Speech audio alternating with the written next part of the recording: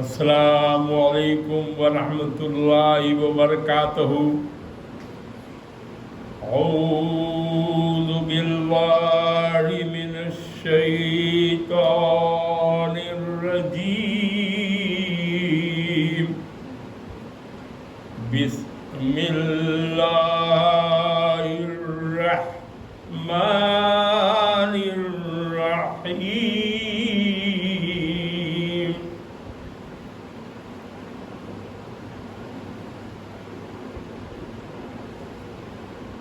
جب بھی قرآن کی تلاوت کی جائے تو اعوذ پڑھنا چاہیے۔ اعوذ یہ ہے کہ اللہ شیطان مردود کی شر سے اپنی پناہ میں لے لے، اور جو آدمی اللہ کی پناہ میں چلا جائے گا ہر طرح کے آفت و بلایات سے، پریشانی سے، سب سے محفوظ ہو جائے گا۔ اس لیے جب بھی قرآن کی تلاوت کرنی چاہیے تو اعوذ پڑھنا چاہیے، اور کوئی بھی کام کرنا چاہیے تو شروع کرنے سے پہلے بسم اللہ الرحمن الرحیم پڑھنا، اللہ کے نام سے شروع، جو نہایت مہربان اور بڑا رحم کرنے والا ہے۔ تو کوئی کام اللہ کے نام سے شروع کریں گے ہم تو اللہ اس میں برکت دے گا، تو اس کو پورا کرا دے گا۔ ہم لوگوں نے اللہ کے فضل و کرم سے اور اللہ کی توفیق سے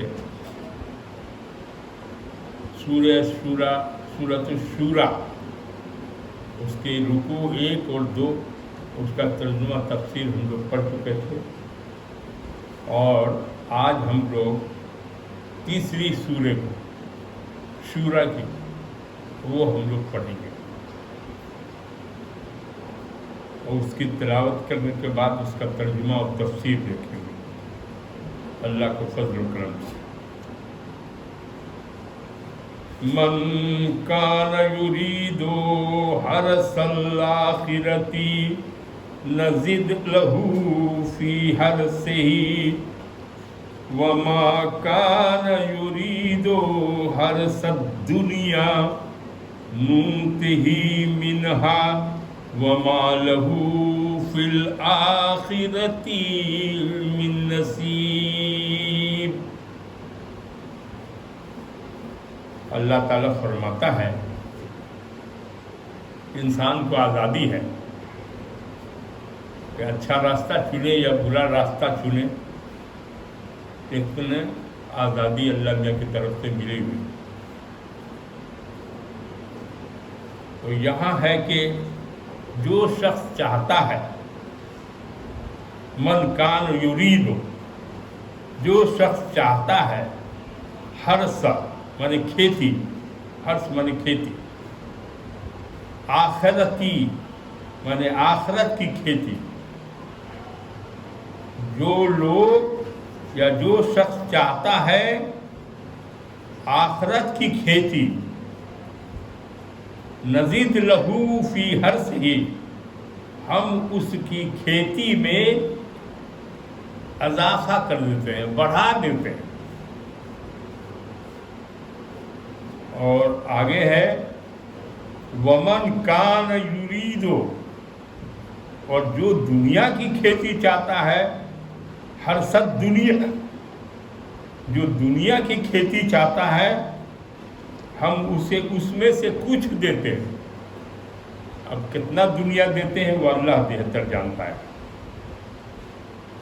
لیکن ایسے لوگوں کے لیے پھر ہے آگے کہ وما لہ فی الآخرۃ من نصیب، اور اس کے لیے آخرت میں کوئی حصہ نہیں۔ تو معلوم ہوا کہ دو چیز ہے، ایک ہے دنیا کے بارے میں اللہ تعالیٰ نے بتا دیا کہ یہ دنیا جو ہے چند روزہ ہے، اور دنیا میں جتنی بھی چیز ہے سب کو فنا ہے، مطلب سب ختم ہو جائے گا، نہ کوئی انسان رہے گا نہ کوئی چیز رہے گی، دنیا ختم ہو جائے گی، صرف اللہ کی ذات باقی ہے، اور سب ختم ہو جائے گا۔ وہ قیامت ہوگی، قیامت میں سب جمع ہوں گے، جو پہلے سے انتقال فرما گئے ہیں، جو نہیں بھی انتقال ہو گئے ہیں، سب کا انتقال ہو کے پھر وہ قیامت میں جو ہے سور پھونکا جائے گا اور سب اٹھے گا، اور پھر وہاں سے شروع ہو گیا آخرت۔ تو کہا گیا کہ آخرت باقی رہنے والی ہے، اب وہ پرماننٹ چیز ہے۔ یہ دنیا کسی کی عمر 100 برس، پہلے تو 900 800 برس کے جیتے تھے لوگ، 1000 برس جیتے تھے، اب تو بہت ہوا کہ 100 سوا 100 یہی سب عمر ہے انسانوں کی۔ آخر اس کو مرنا ہی ہے، سب کو مرنا ہے، لیکن اس کے باوجود بھی دنیا کے لیے سب رات دن ساری محنت کس کے لیے کر رہا ہے انسان؟ پیٹ کے لیے کر رہا ہے، دنیا کے لیے کر رہا ہے، چاہے گھر ہو جائے، بنگلہ ہو جائے، یہ ہو جائے، وہ ہو جائے، دولت ہو جائے بے شمار، ہم سب سے اچھے ہو جائیں، بڑے آدمی کہلائیں۔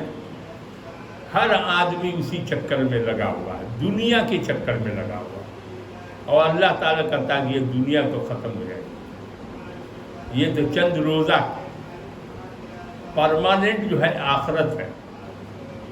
پھر بھی اللہ مہربان ہے، تو اللہ بتا رہا ہے کہ اب دو طرح کے لوگ ہیں، جن لوگوں نے یہ سمجھ لیا کہ یہ دنیا ختم ہو جائے گی، ہم اس میں جو وقت لگا رہے ہیں وہ اللہ کی یاد میں وقت لگائے، اور رسول اللہ صلی اللہ علیہ وسلم نے جو راستہ بتایا ہے اس راستے پر ہم چلیں، تو ہماری آخرت جو ہمیشہ کی زندگی ہے، آخرت ہم اپنا بہتر بنا لیں۔ یہاں کھیتی سے تشبیہ دی گئی ہے، اور ایسے بھی کہا گیا ہے الدنیا مزرع الآخرت، دنیا جو ہے وہ آخرت کی کھیتی ہے، لیکن لوگ کیا کر رہا ہے؟ دنیا کے لیے کمائی، ہر کچھ کر رہا ہے دنیا کے لیے، سب کچھ، یہ دنیا رہنے والی نہیں۔ اللہ تعالیٰ کہتا ہے کہ جو لوگ دنیا کے لیے مر رہے ہیں، ہے دنیا میں لگے ہوئے ہیں، تو ہم ان کو دیتے ہیں، ایسا نہیں ہے کہ نہیں دیں گے، لیکن جو ان کی قسمت میں لکھا ہوگا، لوح محفوظ میں سب لکھا ہوا ہے کہ کس کو کتنا ملے گا، ہر دن محنت کرتے ہیں، جان دے دیں، لیکن جو قسمت میں لکھا ہوا ہے کہ اتنی ہی روزی ملے گی، اس سے زیادہ ملنے کا نہیں ہے، دینے والا اللہ ہے، آپ کا کام ہے آپ محنت کریے، کتنا دے گا وہ مالک حقیقی جانتا ہے۔ تو کہا کہ جو دنیا کے لیے مر رہے ہیں، ہائے دنیا کی کھیتی کر رہے ہیں، کھیتی سے تشبیہ کیا، تو ہم ان کو دنیا دیں گے، جتنا کچھ دیں گے، یا جو ہے لوح محفوظ میں لکھا ہوا پہلے سے سب کا وہ کریں گے، لیکن پھر آخرت میں کوئی حصہ نہیں دیں گے۔ اب جتنے بھی لوگ مشرک لوگ ہیں، کافر لوگ ہیں، سب لوگ بڑے بڑے مکان، بڑی بڑی گاڑیاں، بڑھ کے دولت، پیسہ، بینک بیلنس، یہ وہ ساری چیز ان کی دنیا میں نصیب ہے، لیکن ان کا حصہ آخرت میں نہیں ہے۔ تو دنیا جو ہے سب مر رہا ہے دنیا کے لیے۔ اللہ تعالیٰ فرما رہے ہیں کہ دنیا کے لیے تم مر رہے ہو، تو دنیا تو ہم دیں گے، لیکن آخرت میں تمہارا کوئی حصہ نہیں ہے جو پرماننٹ ہے، باقی رہنے والی ہے۔ اور جو لوگ آخرت کے لیے تیاری کر رہے ہیں، اس کی کھیتی کر رہے ہیں کہ ہم وہی کام کریں گے جو اللہ کے رسول نے بتایا، ہم غلط کام کوئی نہیں کریں گے، ہم ناجائز راستہ نہیں، حرام راستہ ہم اب نہیں اپنائیں گے، ہم جو بھی کام کریں گے سب اچھا کام کریں گے، غلط کام ہم کوئی نہیں کریں گے اپنی زندگی میں۔ اور اللہ کا جو حکم ہے، قرآن میں جو لکھا ہوا ہے، حدیث میں جو لکھا ہوا ہے، جو ہمارے پیغمبر نے بتا دیا ہے کہ یہ کام کرو، وہ کام ہم کریں گے، اور جس غلط کام کے لیے منع کیا ہے کہ وہ مت کرو تو ہم اس میں نہیں کریں گے، ہم ناجائز راستہ نہیں اپنائیں گے، اور اللہ کی عبادت میں لگیں گے۔ کہا گیا ہے کہ جو لوگ ایمان لائیں گے، عمل صالح کریں گے، نیک کام کریں گے، اللہ تعالیٰ ان کو جنت دیں گے۔ جو شیطان کی پوجا کریں گے، کفر میں پڑے رہیں گے، شرک میں پڑے رہیں گے تو اللہ ان کو جہنم دے. یہ صاف ہے، چننا آپ کو. تو اللہ تعالیٰ فرما رہا ہے کہ جو لوگ دنیا کی کھیتی کرنا چاہتے ہیں کریں، ہم ان کو دنیا دیں گے، لیکن آخرت میں کوئی حصہ ان کو نہیں دیں گے. اب وہ بھی دنیا کتنا دیں گے؟ جتنا لکھا ہوا ہے لوح محفوظ میں، اس سے زیادہ نہیں ملے گا. کس کو کتنا ملنا چاہیے سوائے اللہ کے کوئی نہیں جانتا ہے کہ کس کو کتنا دینا چاہیے اور کتنا دے رہا ہے.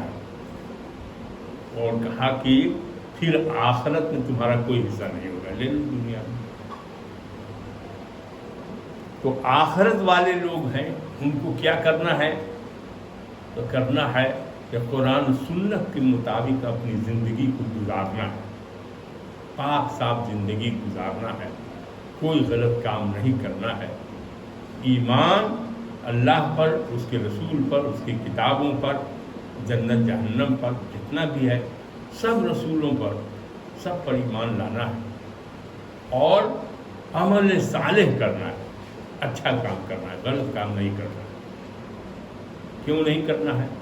اللہ کا حکم ہے کہ آخرت پرماننٹ ہے، اور ہم آخرت کے لیے جو آدمی کوشش کرتا ہے اچھا کام کرنے کے لیے، تو ہم اس میں بھی اس کی مدد کرتے ہیں، ہم اس کی کھیتی بڑھا دیتے ہیں. لکھا ہے نزید لہو فی ہر سے ہی، جو آخرت کی کھیتی کرتے ہیں ان کی کھیتی کو ہم بڑھاتے ہیں، اچھا کام کرنے والوں کو ہم ترقی دیتے ہیں. تو یہ دنیا اور آخرت دونوں میں سے آپ کو جو پسند ہے. لیکن قرآن میں بھی اور جگہ لکھا ہوا ہے کہ جو آدمی دنیا کے لیے دعا مانگے گا اللہ تعالیٰ دنیا اس کو دے گا، اور پھر آخرت میں کوئی حصہ نہیں رہے گا. اسی لیے رسول اللہ صلی اللہ علیہ وسلم نے قرآن کی اس دعا کو بتایا کہ سب سے بہتر ہے یہ دعا، ربنا آتنا فی الدنیا حسنۃ وفی الآخرۃ حسنۃ وقنا عذاب النار. اے اللہ دنیا میں بھی ہم کو بھلائی دے، آخرت میں بھی ہم کو بھلائی دے، عذاب قبر سے، عذاب نار سے، جہنم کے عذاب سے ہم کو بچا. تو یہ سب سے اچھی دعا ہے، اس کو پڑھتے رہنا چاہیے اور اللہ سے مانگنا چاہیے، جو کچھ مانگنا چاہیے اللہ سے مانگنا چاہیے. آگے ہے ام لہم شرکاء شرعوا لہم من الدین ما لم یأذن بہ اللہ ولولا کلمۃ الفصل لقضی بینہم وإن الظالمین لہم عذاب علیم. اب ہے کہ یہ جو مکہ، یہ سورت مکی ہے، مکہ میں اتری ہے، مخاطب ہے کفار اور مشرکین اور جو مسلمان ہو گئے ہیں سارے انسان وہاں. تو اس میں کچھ مسلمان کی تعداد بڑھ رہی ہے، لیکن اس سے زیادہ دشمنی بڑھ رہی ہے کفار مشرکین جو بت پرستی کرتے ہیں، بت کی پوجا کرتے ہیں، اللہ کو نہیں مانتے، اللہ کے رسول کو نہیں مانتے، اس کی کتابوں کو نہیں مانتے، قرآن کو نہیں مانتے. یہ سب منکر ہیں، یہ سب کافر لوگ ہیں، اللہ کو بھی نہیں مانیں گے. تو ان کے بارے میں یہاں ہے کہ بھائی وہ نیا دین جاری کر لیا ہے. بت پرستی کے لیے تو کہا نہیں تھا، کہا گیا کہ اللہ کو جو تم کو روزی دیتا ہے، تم کو پیدا کیا، تم کو سب کچھ دینے والا ہے اللہ، تو عبادت صرف اللہ کی کرو. اور یہ کر رہا ہے، پوجا کر رہا ہے اس کی، بت کی، یا اور بھی غیر اللہ، مانے اللہ کو چھوڑ کے دوسرے کی عبادت میں جو لگا رہتا ہے اس کو غیر اللہ. اور کچھ لوگ تھے جو اللہ کو بھی مانتے تھے کہ ہاں اللہ بھی ہے، اور بتوں کو بھی مانتے تھے کہ یہ ہمارا سفارش کر دے گا، ہمارا سفارشی رہے گا۔ تو جو اللہ کے پاور میں بت کو بھی شامل کر لے گا یا دوسرے باہر کی چیز کو شامل کر لے گا تو اس کو کہتے ہیں مشرک۔ تو یہ کافر اور مشرک کو سمجھا رہے ہیں۔ وہ کون لوگ ہیں؟ سب قریش کے لوگ ہیں، ان کے اپنے خاندان کے لوگ ہیں، اور رسول اللہ صلی اللہ علیہ وسلم کی رشتہ داری بہت قریش میں زیادہ تھی، کیونکہ ان کی ماں کی طرف سے ان کے جو حضرت خدیجہ الکبریٰ ان کی وائف کی طرف سے ان کے رشتہ دار لوگ، ان کے دادا عبد المطلب بڑے ان کے خانوادے بڑے تھے، ان کے وہ سبھی لوگ تو تھے ان کے اپنے ہی، لیکن اس میں سے کچھ ہی لوگ آئے ان کی طرف، باقی سب خلاف، کیونکہ باپ دادا کا دین ان کے وہی تھا۔ تو یہاں کہہ رہا ہے کہ بھائی یہ کون سا نیا دین انہوں نے شروع کر دیا ہے، یہ بنا لیا ہے، اور اللہ تعالیٰ کہتا ہے کہ اگر ہم نے یہ ڈھیل نہیں دی ہوتی کہ قیامت کے دن حساب کتاب ہوگا اور فیصلہ اس دن ہوگا، تو آج ہم ان کو ایک قول فیصل نہ ہوتا تو ان کے درمیان یہی فیصلہ کر دیتے ہیں، یہی عذاب لا دیتے ہیں کہ جو لوگ اللہ کو نہیں مانتے ہیں یا ان کو نہیں مانتے ان کو ختم کر دیں۔ لیکن کہا کہ نہیں، ہم نے تو وعدہ کر دیا ہے کہ بھائی قیامت ہوگی، اس میں حساب کتاب ہوگا، اور جو اچھا کام کرے گا اس کو جنت دیں گے، جو غلط کام کرے گا وہ جہنم میں جائے گا۔ لیکن یہاں تو یہ لوگ یہ کر رہے ہیں، ایک نیا دین پیدا کر دیا، جو اللہ کا دین ہے، جو رسول اللہ صلی اللہ علیہ وسلم بتا رہے ہیں، اس راستے پر نہیں چل رہا۔ تو اس میں اللہ تعالیٰ یہاں فرما رہا ہے کہ چونکہ ہم نے زبان دیا کہ بھائی ہم قیامت کریں گے اور تم کو لائیں گے حشر میں، وہاں حساب کتاب ہوگا، ہم انصاف کریں گے، جو اچھا کام کرے گا وہ جنت میں جائے گا، جو غلط کام کرے گا وہ جہنم میں جائے گا۔ تو ہم انتظار کر رہے ہیں اس وقت کا، اسی لیے ان کو چھوڑے ہوئے۔ کہا کہ یہ لوگ جو ہیں بے شک ظالموں کے لیے عذاب ہے، ان الظالمین لہم عذاب علیم، منے جو کفر کرنے والے ہیں، شرک کرنے والے ہیں، وہ لوگ ظالم کہلاتے ہیں، مشرک ظالم کرتے ہیں اللہ کے راستے سے ہٹ کے۔ تو ان لوگوں کے لیے کیا ہے؟ علیم کہتے ہیں دردناک عذاب کو، ان لوگوں کے لیے دردناک عذاب ہے۔ ابھی جتنا موج کرنا ہو کر لے، جو کرنا ہو کر لے، لیکن پھر اللہ کے یہاں جو ہے تو دردناک عذاب بھگتنا پڑے گا۔ تَرَى الظَّالِمِينَ مُشْفِقِينَ مِمَّا كَسَبُوا وَهُوَ وَاقِعٌ بِهِمْ وَالَّذِينَ آمَنُوا وَعَمِلُوا الصَّالِحَاتِ فِي رَوْضَاتِ الْجَنَّاتِ لَهُم مَّا يَشَاءُونَ عِندَ رَبِّهِمْ ذَلِكَ هُوَ الْفَضْلُ الْكَبِيرُ۔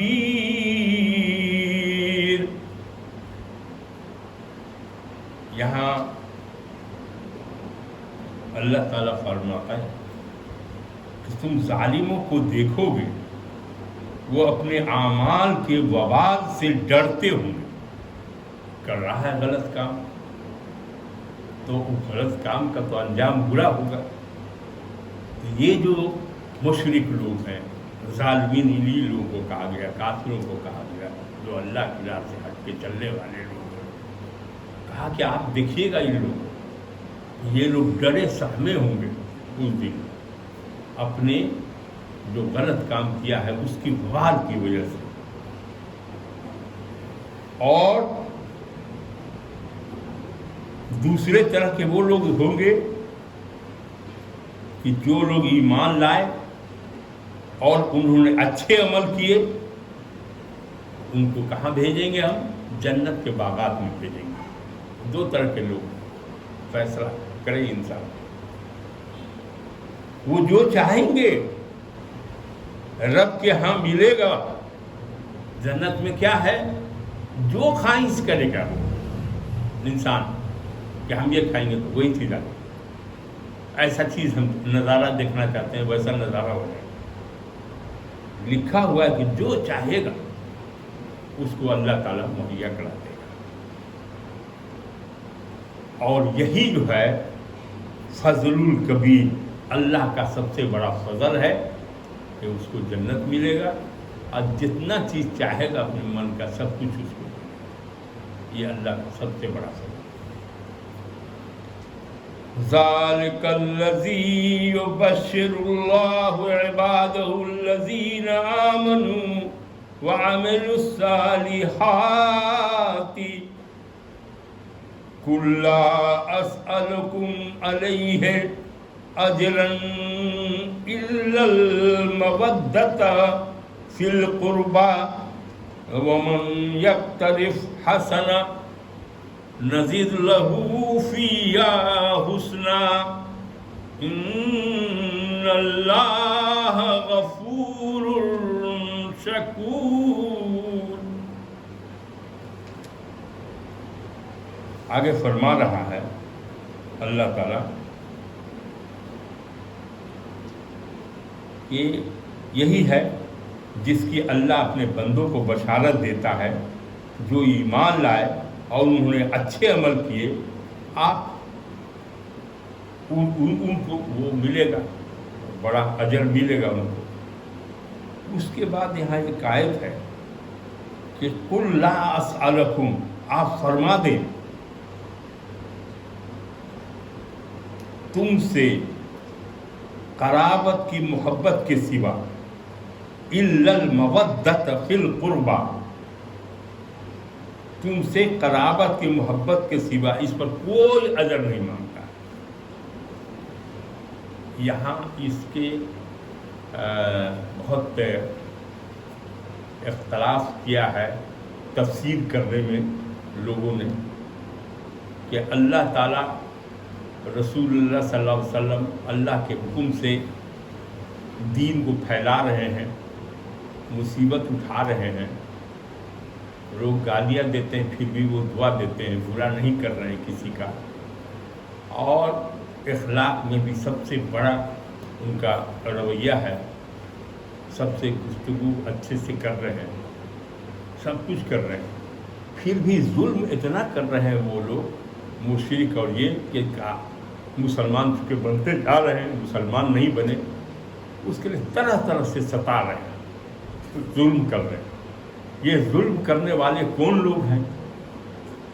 ظلم کرنے والے انہی کے خاندان کے لوگ ہیں، قریش ہی کے لوگ ہیں، اور بھی دوسرے لوگ ہیں، لیکن قریش جو ہے مین ہے. تو سب سے ان کی رشتہ داری بھی ہے اس مانے قریش سے، اب دشمنی بھی ہے. تو اللہ تعالیٰ جو ہے سو کہا کہ آپ ان سے فرما دیجیے کہ آپ جو یہ دین کا کام کر رہے ہیں اس کے لیے آپ کوئی اجر نہیں چاہتے. تب پھر کیا ہے؟ تو اس نے کہا کہ سوائے اقربا کی محبت کی. کیا محبت؟ اسی میں تین طرح سے لوگوں نے اس کی تفسیر کی ہے کہ رسول اللہ صلی اللہ علیہ وسلم کے سب رشتہ دار ہی لوگ تھے. اب جو لوگ ان کے ساتھ تھے، اللہ کی بات کو مان کے دین کے راستے پر چل رہے تھے، تو اللہ تعالیٰ ان کو جو جس طرح سے رکھ رہا تھا. اور جو لوگ خلاف تھے، ان کے بڑے دشمن تھے، ابو لہب، ابو جہل، سب تو چچا ہی لوگ تھے، سب دشمن تھے. اسی طرح سے ان کی رشتہ داری اس میں بہت تھی. تو انہوں نے کہا کہ ہم تم سے کوئی اجر نہیں مانگتے. یہ نہیں کہ ہم ان لوگوں کو لگتا تھا کہ بھائی اتنا رات دن اللہ کا کام کرنے میں لگا ہوا ہے، کیا اس کو کوئی بادشاہ چاہیے، کوئی بڑی چیز چاہیے، کیا چاہیے، کیا کس چکر میں ہے. تو کہا کہ ہم کو کوئی اجر نہیں چاہیے اس کا کام میں، لیکن ایک بات ہے کہ تم رشتہ دار ہو، اور رشتہ دار ہو کہ دشمنی، تم ہماری بات ماننا ہے مت مانو، لیکن ہمارے ساتھ دشمنی تو مت کرو، ہمارا خون تو بہاؤ مت، ہم کو کام کرنے تو دو، تم ہم کو کام بھی نہیں کرتے ہو. تو اسی لیے کہا کہ بھائی اس رشتہ داری کا لحاظ رکھو، پاس رکھو. یہ ہے تو ایک گروہ ہے، مانے ایک طبقہ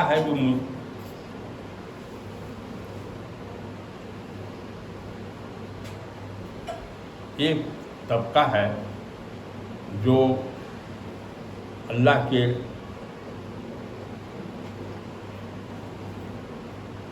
رسول صلی اللہ علیہ وسلم جو یہ کر رہے ہیں اور یہ بات کہا، اس کا تفسیر کیا بیان کیا؟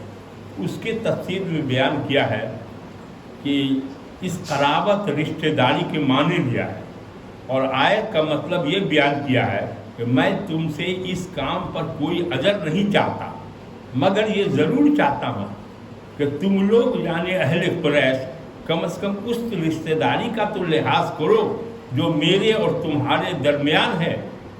چاہیے تو یہ تھا کہ تم میری بات مان لیتے، لیکن اگر تم نہیں مانتے تو یہ ستم تو نہ کرو کہ سارے عرب میں سب سے بڑھ کر تم ہی میری دشمنی پر تل گئے ہو.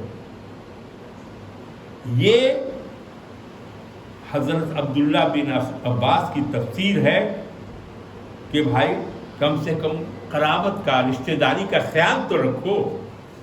ہم تم سے کوئی اجر نہیں مانگتے، لیکن محبت مانگتے ہیں رشتہ داری کے بنا پر. اور ایک دوسرے کو لڑائی جھگڑا کرتے ہو، مارتے ہو، خط پیٹتے ہو، راستہ روکتے ہو، ظلم کرتے ہو، ہم کو دین پھیلانے نہیں دیتے ہو. کہا کہ یہ سب مت کرو، رشتہ داری کا خیال رکھو. تو یہ ایک میننگ لیا ہے، اور اس کو حضرت عبداللہ بن عباس کی تفسیر ہے، یہی لیا ہے انہوں نے، جسے بکثرت راویوں کے حوالے سے امام احمد، بخاری، مسلم، ترمذی، ابن جریر، طبرانی، بہقی اور ابن سعد وغیرہ نے نقل کیا ہے. اور یہی تفسیر مجاہد، اکرمہ، قتادہ، سدی، ابو مالک، عبد الرحمن بن زید بن اسلم، ضحاک، عطا بن دینار اور دوسرے اکابر مفسرین نے بیان کیا.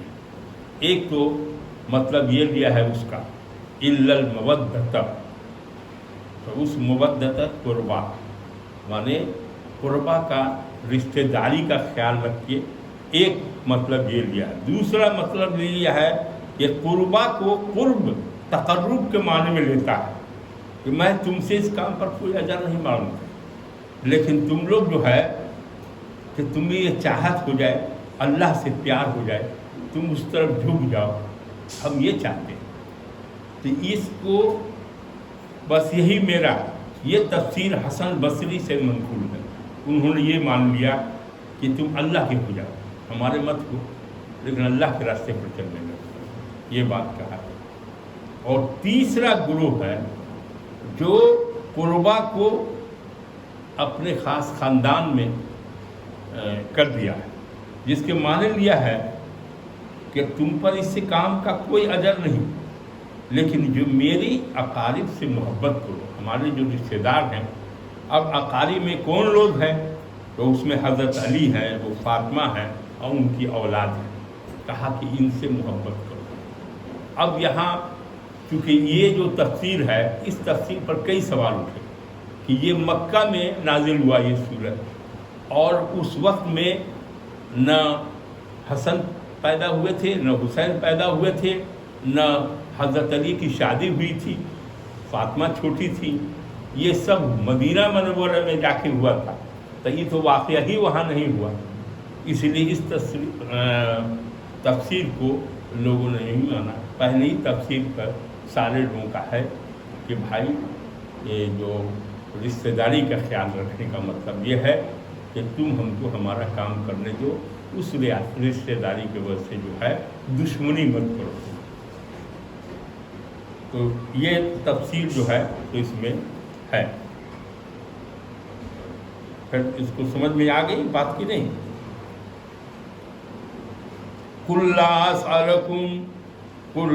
أَسْأَلُكُمْ عَلَيْهِ أَجْرًا إِلَّا الْمَوَدَّةَ فِي الْقُرْبَى، میں نے کوئی اجر نہیں چاہتی. دوسری جگہ ہے کہ بھائی تم سے ہم کو کوئی نہیں دینا، ہم کو تو اللہ دیتا ہے. یہ کئی جگہ قرآن میں آیا ہوا ہے کہ ہم جو یہ دین کا کام کر رہے ہیں، پھیلا رہے ہیں، اس کے بدلے میں ہم کو کوئی اجر نہیں چاہیے تم لوگوں کو۔ اسی طرح ہم کو جو کچھ دے گا اللہ دے گا۔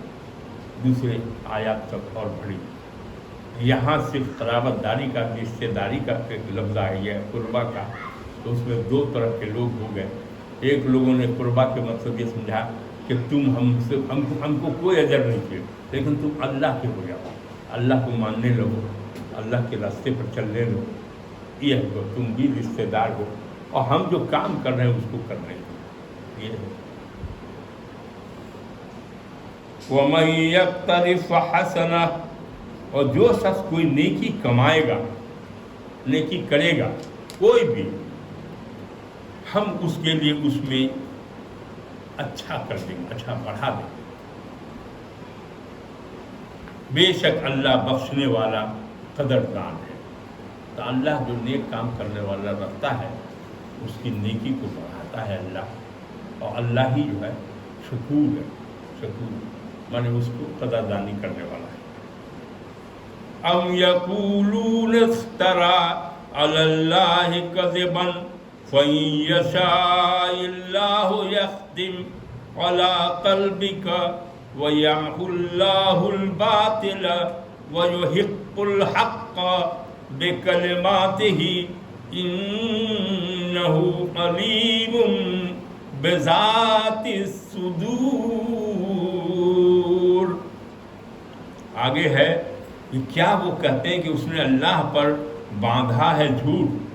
اب وہ لوگ کہتا تھا، قریش کا لوگ جو کافر اور مشرک تھے، کہ یہ قرآن جو ہے سو خود گڑھ لیا اور اپنے من سے بنا کے لاتا ہے اور سناتا ہے، اور نام اللہ کا جھوٹا بہتان لگاتا ہے کہ اللہ تعالیٰ جو ہے وہ اس کی طرف سے نازل ہوا ہے، اللہ کی طرف سے نازل ہوا ہے، وحی کے ذریعے نازل ہوا ہے، یہ کہتا ہے کہ یہ غلط کرتا ہے۔ اسی پر یہ آیت اتری، اس آیت میں لکھا ہوا ہے کہ اللہ نے اللہ پر باندھا ہے جھوٹ، سو اگر اللہ چاہتا، جھوٹ اگر رسول بولے ہوتے تو اللہ کیا کرتا کہ ان کے دل پر مہر کر دیتا کہ کوئی قرآن کی بات یادیں نہیں رہتی، وہ کر دیتا۔ اور اللہ باطل کو مٹاتا ہے اور حق کو ثابت کرتا ہے۔ یہ جھوٹ بات کو اللہ پسند نہیں کرتا ہے، اور جو سچی بات ہے اس کو رائج کرتا ہے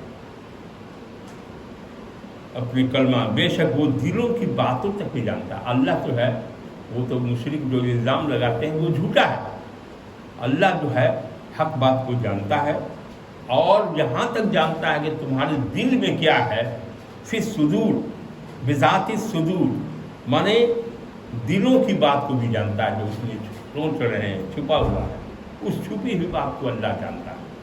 تو وہ جو گڑھنے والی بات کہتا تھا اس کے بارے میں اللہ تعالیٰ نے یہ دلیل دی۔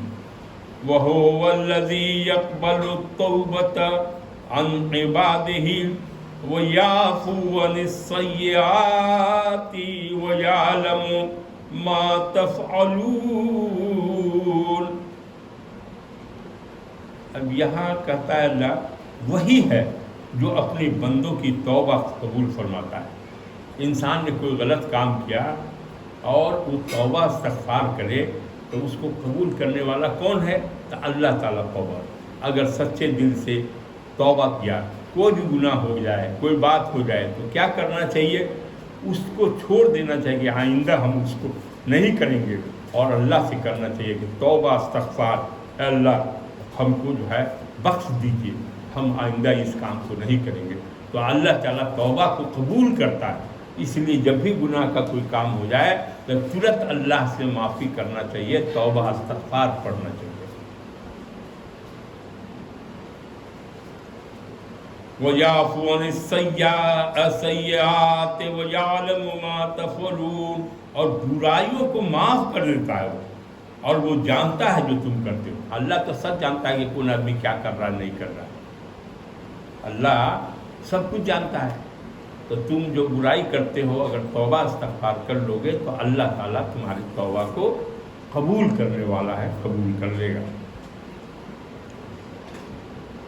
وَيَسْتَجِيبُ الَّذِينَ آمَنُوا وَعَمِلُوا الصَّالِحَاتِ وَيَزِيدُهُم مِّن فَضْلِهِ وَالْكَافِرُونَ لَهُمْ عَذَابٌ شَدِيدٌ۔ اور وہ توبہ بھی قبول کرتا ہے اور ان کی دعائیں قبول کرتا ہے۔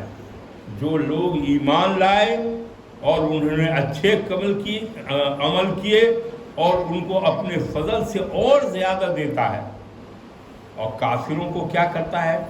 بڑا عذاب دیتا ہے، شدید عذاب دیتا ہے۔ دو طرح کے لوگ ہیں، ایک ایمان والے ہیں جو اچھا کام کرتے ہیں، ان پر اللہ کا فضل ہے، وہ ان کو دیتا ہے، زیادہ دیتا ہے، اور کافروں کو جو برا کام کرتے ہیں ان کو عذاب دیتا ہے۔ وَلَوْ بَسْطَ اللَّهُ الرِّزْقَ لِعِبَادِهِ لَبَغَوْا فِي الْأَرْضِ وَلَٰكِن يُنَزِّلُ بِقَدَرٍ مَّا يَشَاءُ إِنَّهُ بِعِبَادِهِ خَبِيرٌ بَصِيرٌ۔ اور کہتا ہے، اور اگر اللہ اپنے بندوں کے لیے رزق کو سادہ کر دیتا تو وہ زمین میں سرکشی کرتے، لیکن وہ اندازے سے جس قدر چاہتا ہے اتارتا ہے۔ اللہ تعالیٰ کہتا ہے کہ اگر ہم سب کو برابر رزق دے دیتے، پورا بے حساب رزق دیتے تو کیا ہو جاتا دنیا میں؟ فساد پھیل جاتا، فساد برپا کر دیتا۔ اسی لیے ہم اندازے سے رزق دیتے ہیں، کس کو کتنا دینا چاہیے، کس کو نہیں دینا چاہیے، یہ ہم جانتے ہیں۔ اگر ہم سب کو برابر دے دیتے اور بے حساب رزق دے دیتے تو سب آپس میں لڑ مڑ کے فساد پھیلا دیتا۔ یہ اِنَّهُ بِعِبَادِهِ خَبِيرٌ بَصِيرٌ، بے شک وہ اپنے بندوں کی ضرورتوں سے باخبر ہے، دیکھنے والا ہے۔ اللہ ہی ہے جو سب چیز کو دیکھتا ہے، اللہ ہی ہے جو سب کو حال کو جانتا ہے۔ وَهُوَ الَّذِي يُنَزِّلُ الْغَيْثَ مِن بَعْدِ مَا قَنَطُوا وَيَنشُرُ رَحْمَتَهُ وَهُوَ الْوَلِيُّ الْحَمِيدُ۔ اب کیا ہے کہ انسان کا کیا حال ہے کہ وہ جب اس کا کام نہیں ہوتا ہے تو وہ ناامید ہو جاتا ہے۔ جو کھیتی کرنے والا ہے، پانی کی ضرورت ہے، پانی نہیں برس رہا ہے تو وہ ناامید ہو جاتا ہے۔ تو اللہ تعالیٰ کہتا ہے کہ اس کے بعد جب وہ ناامید ہو گئے تو وہی ہے جو بارش نازل کرتا ہے۔ آخر بارش ہوگی کب، کیسے؟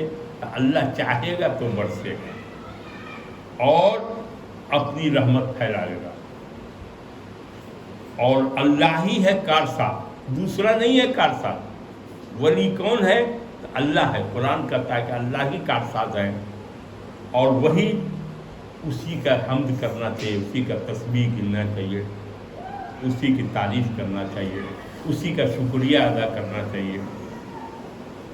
وَمِنْ آيَاتِهِ خَلْقُ السَّمَاوَاتِ وَالْأَرْضِ وَمَا بَثَّ فِيهِمَا مِنْ دَابَّةٍ وَهُوَ عَلَى جَمْعِهِمْ إِذَا يَشَاءُ قَدِيرٌ۔ اور اس کی نشانیوں میں سے اور کیا ہے کہ آسمانوں کو اور زمین کو جو پیدا کرنے والا ہے کون ہے؟ صرف اللہ۔ یہ اس کی نشانی ہے، اللہ کرتا ہے۔ اور اس نے اس کے درمیان کیا کیے؟ چوپائے پھیلائے، زمین میں چوپائے پھیلائے، اور وہ جب چاہے قیامت آئے گی اور سب کو جمع کرے گا۔ یہاں تک ختم ہو گیا تیسرے رکوع کو۔ اللہ تعالیٰ سمجھنے سے جاتے کریں۔ درود شریف پڑھتا ہوں۔ اللہم صلی علی سیدنا مولانا محمد وعلی آل محمد کما صلیت علی ابراہیم وعلی آل ابراہیم انک حمید مجید۔ اللهم بارك على محمد وعلى آل محمد كما باركت على إبراهيم وعلى آل إبراهيم إنك حميد مجيد۔ اے اللہ، آپ کی توفیق سے ہم لوگوں نے سورۃ الشورى کے رکو نمبر 3 کا ترجمہ و تفسیر سنا۔ اے اللہ، اپنے فضل سے اس میں جو خامی رہ گئی ہو اس کو معاف کرتے ہوئے اس کو قبول کر دیا جائے، وہ اس کا جو ثواب ہو سرکار دو عالم صلی اللہ علیہ وسلم پر ہو، آپ ان کے بخش دیجیے، ان کی آل کو، ان کے اصحاب کو، ان کے ازواج کو، ان کی ذریات کو، جتنے ائمہ صلحاء، جتنے مومن مومنات ہیں، جتنے بزرگان دین ہیں، سب کو، یا جس میں جتنے لوگ بیٹھے ہوئے ہیں سب کے خانوادے کو اللہ اس کو بخش دیجیے، جو بھی ثواب اس کا ہو۔ اللہ توفیق دیجیے کہ قرآن جو اللہ کی کتاب ہے، وہ سب سے بہتر کلام ہے، اللہ کا کلام، اس کو پڑھنے کی توفیق دیجیے، اس کو سمجھنے کی توفیق دیجیے، اور سمجھ کے اس پر عمل کرنے کی توفیق عطا کیجیے۔ بغیر آپ کے توفیق کے کوئی نہیں کرتا۔ یا اللہ، گھر گھر قرآن کی آواز آئے، گانے کی آواز نہ آئے، چونکہ قرآن ہی ہے نجات کا راستہ، سب کچھ اس میں لکھا ہوا ہے۔ اللہ کے رسول صلی اللہ علیہ وسلم نے قرآن لے کے آئے، انہی کے ذریعے جو ہے جبریل علیہ السلام وحی کے ذریعے اللہ نے بھیجا۔